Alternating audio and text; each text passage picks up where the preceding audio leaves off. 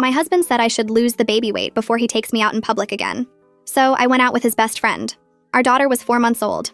I'd gained 35 pounds during pregnancy and lost 20 already, but apparently that wasn't enough for Keith. "It's embarrassing," he said, looking at me getting dressed for his company dinner. "What will people think? Maybe next year when you're back to normal." I stood there holding the dress I'd bought specifically for this event while he straightened his tie. "I gave birth 16 weeks ago," I said. "Exactly. And Rebecca had her baby 6 months ago, and look at her now. Back in her size 2 jeans. Effort." Rebecca, whose husband hired a personal trainer and nutritionist. Rebecca, who had a tummy tuck that she told everyone was just good genes. "So I'm not going?" I asked. "It's for the best. I'll tell everyone you're sick." He kissed my forehead like he was doing me a favor.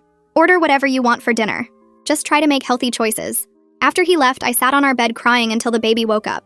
I was feeding her when my phone rang. It was Jake, Keith's best friend since college. "Hey, Keith just called to say you're sick? You okay?" "I'm fine," I said. "Just not presentable enough for public, apparently." Silence. Then, "What?" I told him what Keith had said, word for word. Jake was quiet for so long I thought he'd hung up. "That's fucked up," he finally said. "Sorry for the language, but that's completely fucked up." "It's fine. I'll lose the weight eventually." "No, it's not fine. You just had a baby. You look amazing. Keith's being an asshole." I started crying again. Couldn't help it.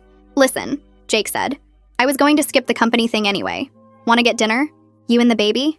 There's that new Italian place downtown." Keith would be furious. Keith's too busy impressing his coworkers to notice. He was right. Keith wouldn't check on me. He never did during these events. "Okay," I said.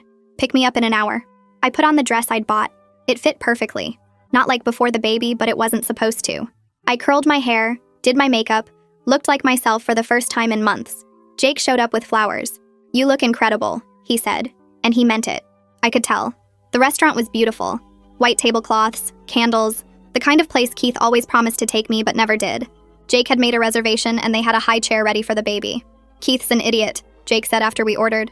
"I'm sorry, I know he's my friend, but he's being an idiot." "He's always been like this," I said. "Even before the baby. Nothing I do is enough." "Why do you stay? Where would I go? I haven't worked in 2 years. He controls all the money." Jake was quiet, watching me feed the baby small bites of mashed potatoes. "You know what kills me?" he said. "Keith doesn't deserve you. Never has. He was like this in college too. Had this amazing girlfriend junior year, treated her like trash because she wasn't some magazine model. What happened to her? She left him, married a doctor, has 3 kids and looks happy as hell on Facebook.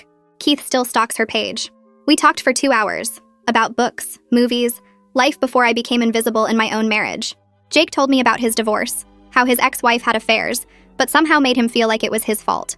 Manipulation